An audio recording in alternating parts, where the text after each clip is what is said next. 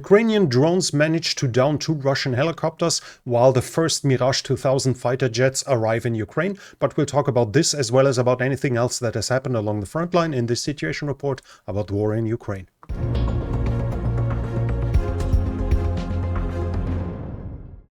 Happy New Year to everyone. I took the last 2 weeks off to wind down a little. That means that today I'm not going to give you every square meter that has changed. We'll go back to the usual schedule with this video from now on. Now we are just going to do a rough summary with the most significant changes over the last 2 weeks. First of all, we start with the air war. Ukraine has reported that in 2024 they managed to down 1,310 cruise missiles and ballistic missiles, as well as 7,800 Shahid drones.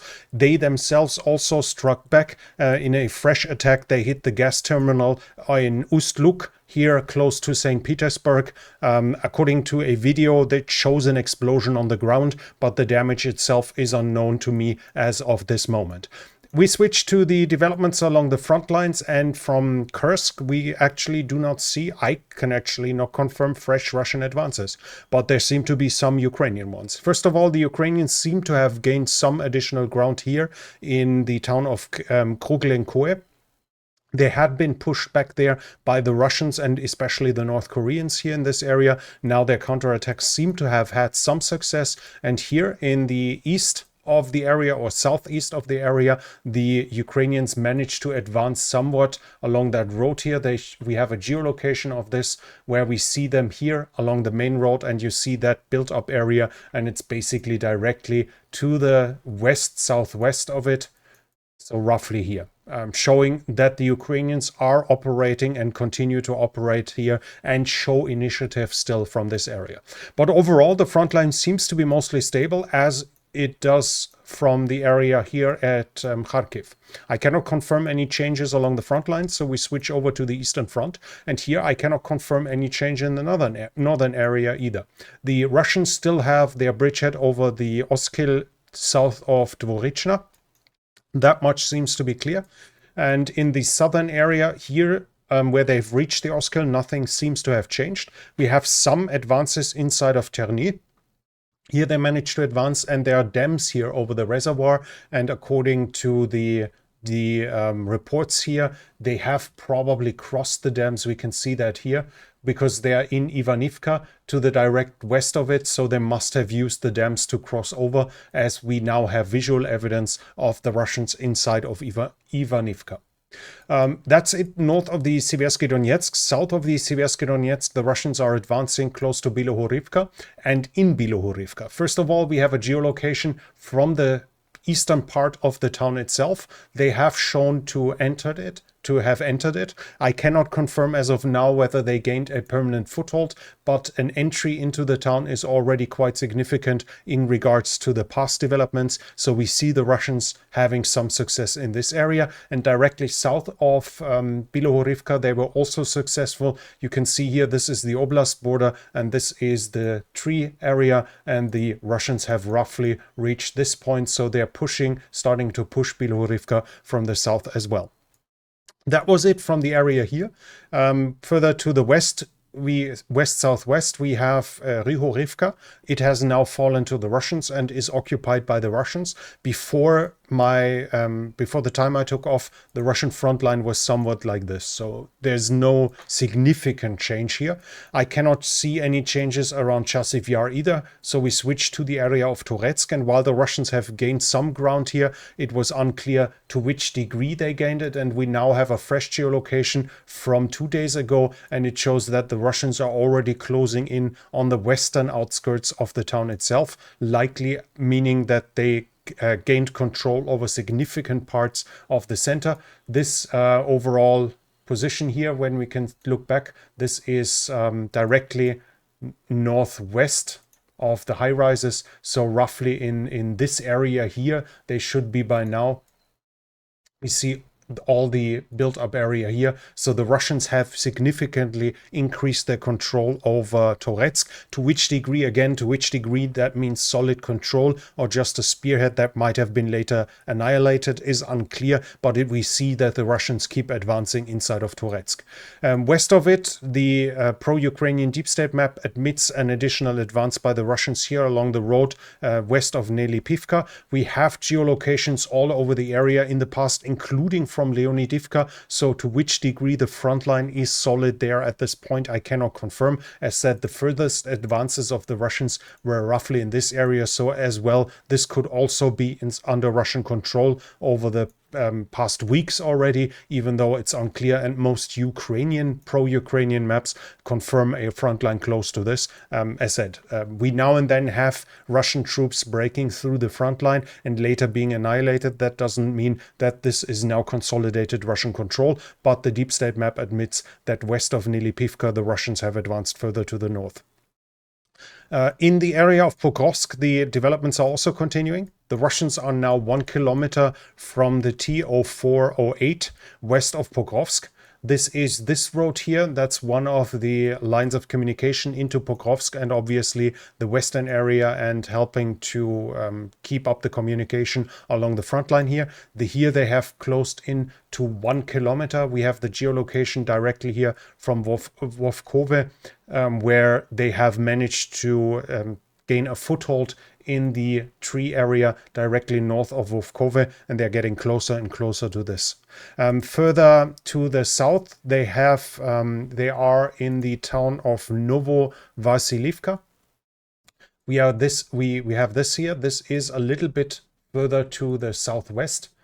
Here we have geolocations of them inside of the town here as well, and they are in Novoyelisavetivka. They are there as well, and this is down here. We have a geolocation of this as well, where they have reached the western outskirt of the reservoir. So we have the Russians by this point here as well. We see them advancing further to the west, south of Pokrovsk. Obviously, the goal here then again will be a turning maneuver to force the Ukrainians to withdraw from Pokrovsk in the near future. Further south in the area of Kurakhove, we have the Russians in the town of Petropavlivka. This is here. We have them inside or on the eastern side of Petropavlivka, meaning they managed to reach this point here. They are advancing further to the west here as well. In Kurakhove itself, the thermal power plant has fallen to the Russians as well by now. So by now, Kurakhove should be more or less completely lost to the Ukrainians. I'm not exactly sure if there are still some houses where there might still be some presence, but basically Kurakhove is now lost to the Ukrainians, or lost towards the Russians, lost for the Ukrainians. Further to the west, the Russians are still pushing towards Ulakli, towards the main road here towards the west, but I do not see them having achieved any significant advances. Further to the west is more concerning. Here at Velyka Novosilka, we have the Russians on the main road towards Velyka Novosilka on the western line of communication. We have them here past the main road. This is Velyka Novosilka here. We have them here past the main road and a little bit to the southeast. So in this area, this is on the map here at this point. This is important because the northern road into Velyka Novosilka is cut at Novi Komar. So if the Russians manage to gain a permanent foothold, and that's far from clear, the video shows a Russian mobile unit being attacked there and probably being destroyed. So it's possible that this road can be still used at this moment, but we see that it's about to be cut, and that should be the only road connection the Ukrainians still had into the city of Velyka Novosilka, both from the west as from the north. Obviously, there's still some area here, and they can build pontoon bridges. They can somewhat bridge the river here and the river there, but when it comes to solid roads, that should be the last one to help the Ukrainians supply this. So once again, we see the Russians bypassing Ukrainian strongholds and then basically intending to force a turning maneuver to force the Ukrainians to pull back from Velyka Novosilka. Further to the west, the Russians have advanced here into the town of Bilohiria. We have a geolocation of this as well. This is west of Luhivske. The Russians have raised the flag here, so by now it's likely that roughly the front line is by like this. Has changed to this degree. That were the major changes. Now we have tiny changes along the front line in other parts, but I do not see any reason to spend 30 minutes of our time to go over every square meter. We'll go back to the more accurate changes along the front line in the future situation reports. From the Black Sea, we have video evidence showing us that the Ukrainians, from their naval drones, we see them being fired upon here. Those are hits of machine guns from helicopters. The Russians are using Mi-8 transport helicopters with door gunners to attack Ukrainian naval drones. And as we can see, they have received upgrades to fight, and that should be a missile being fired at one of the helicopters. And we see it at a later point too. Those are flares and I think the wreckage of the helicopter going down. Initially, one was confirmed lost. By now, it is a second confirmed lost and a third supposedly being damaged. The Ukrainians rigged R-73 infrared guided air-to-air missiles on them. That's basically the rough equivalent to the US Sidewinder that the Russians have used. We've seen that a couple of months ago, actually. We've already seen a naval drone with a guide rods for two of them and only one of them still on the drone. So it's known that for quite some time that the Ukrainians, at least in the past, tried to use air-to-air missiles from their naval drones to shoot down helicopters. And in this case, it has been successful. So now we see that the Ukrainian naval drones are capable not just of attacking ships, not just of dropping naval mines, they are not just capable of launching FPV drones to do attacks from the shore inland, but they have received a surface-to-air missile capability as well, which will increase their threat towards the Russians here as well. Then generally, when it comes to a situation report at the beginning of the year, obviously we should look back to the last year. There the ISW has calculated that 4,168 square kilometers were lost by the Ukrainians, so conquered by the Russians in the whole of last year. This has cost the Russians, though, an estimated 420,000 casualties, which is an equivalent to 102 men per square kilometers if we take these numbers. At the same time, Medvedev has claimed that the Russians managed to recruit 440,000 men, basically also meaning that in total the Russians were able to make up for their losses. If we take both claims as a given, obviously there are plenty of reasons to criticize the numbers from either side, but if we take the claims by each side, that would mean that the Russians managed to keep up with their losses when it comes to recruitment.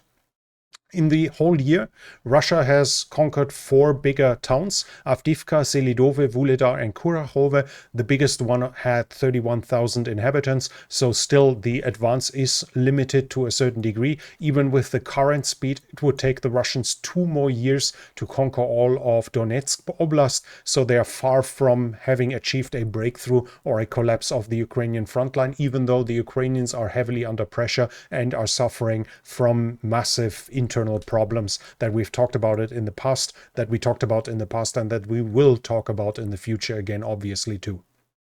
The Russians are far from believing, though, that the Ukrainians are beaten, because right now among Russian mill bloggers there are rumors and fears of a coming Ukrainian offensive.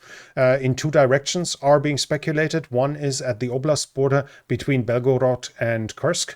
This would be here between Belgorod and Kursk. So roughly in this area that an attack might happen in this area. And the other one is fearing that the Ukrainians might attack in the Bryansk region. So a potential offensive up in this direction. In total, the Russian mill bloggers are saying that the Ukrainians have 20,000 men ready to do an operation like this. We'll have to see how much of this is true. But as said, the Russian mill bloggers are expecting a coming Ukrainian offensive. In troop generation, Russia has ended the signing bonus for prisoners.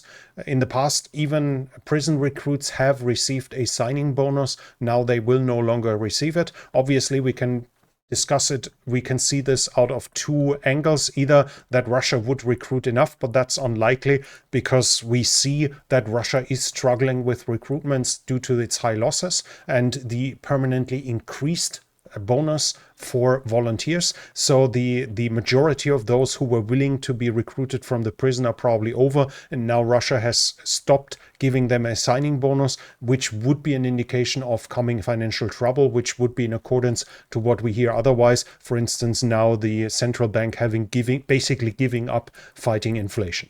And soldiers are complaining about the lack of 12 gauge shotguns to defend against drones. This is still an issue along the front line.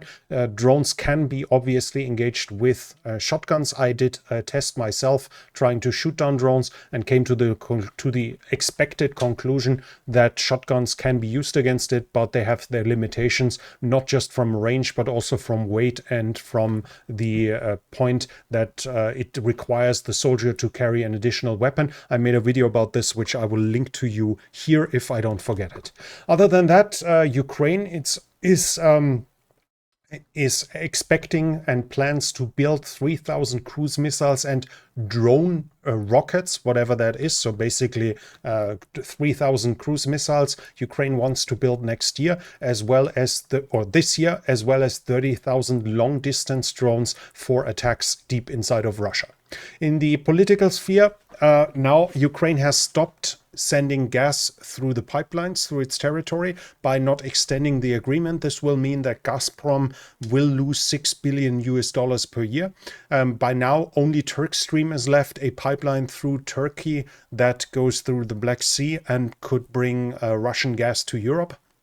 All other pipelines are either closed off or destroyed as of now. Iran and Russia are expected to sign a strategic partnership as well. This will likely include Sukhoi 35 planes for Tehran. It will include technology transfer for satellites as well as missiles, as well as S-400 air defense systems. And it's expected that Iran will pay for this with new drones, with probably with Fatr 360 SRBMs, so short-range ballistic missiles, as well as with some domestically developed air defense systems. It would lead to some confusion why the Russians are expected to deliver air defense systems while receiving some, but the S-400 is a long-range strategic system, whereas Iran is expected to deliver short-range systems that are more useful against drones and much more cost-efficient here in this context. Then we have Zelensky, who talked about the potential for a peace agreement in the future. And here he said it will require a strong Ukrainian military. This is not a surprise to us. We talked about it in the past, what would be required: a strong Ukrainian military, security guarantees from Western alliances, a membership inside of NATO and the European Union in the future. So he does not say we need it right now, but basically he says we need to be there in the near future. This is what we can expect from Ukraine to enter potential negotiations. But then again, right now, the expectations from Ukraine and from Russia are so far apart that we should not expect a quick resolution to the conflict. In international support, Ukraine it's announced that Ukraine is receiving the first 3 Mirage 2005F before the 20th of January. They might already be in Ukraine. That's unclear. If they are in Ukraine, they're probably just used for training and training flights. So then they're not combat active yet, but they should become so fairly soon. And just to those who aren't clear about this, the Mirage 2000 can roughly be compared to the F-16 that Ukraine already has. Its avionics might be less potent and the missiles are not of the same quality, but it's roughly comparable to what the F-16 versions that are being used by Ukraine. Then the US will send 2.5 billion US military aid. It will include hundreds of thousands of shells for artillery ammunition, thousands of missiles, and thousands of rockets, not missiles. In German, rocket and missile is the same word, so there's sometimes some confusion for me. And hundreds of armored vehicles. This is expected to help Ukraine continue the fight for a couple of months with this aid package once it arrives, which obviously will give it more ability to negotiate once Donald Trump is the next US president. That was already it from me for today. At this point, I want to thank Sam Garcia for sending me this book here. Thank you very much for this present. I also received a book by Norman Freeman about naval technology without any message by whom and who gave me this as a present. So if you are out there, thank you very much for that present as well.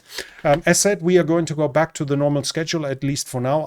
I have other appointments and some travel in the future, but at least for now you can expect me back at the normal schedule. I hope you had a wonderful Christmas and a good New Year, but now we are back at the earnest and at the difficult topic of the war in Ukraine, and I hope to see you again here soon. If you liked this situation report, please give it a thumbs up. It helps with the algorithm. Leave a comment in the comment section. What do you think about how the negotiations with Russia and Ukraine will proceed? And if you're new here, I would like to invite you to subscribe to the channel and hit the bell icon so you don't miss future videos. This channel is only possible because of the support of viewers like you. If you like to support the channel, you can do so by the means in the description. But that's it from me for now. Thank you for watching, and I'll be back.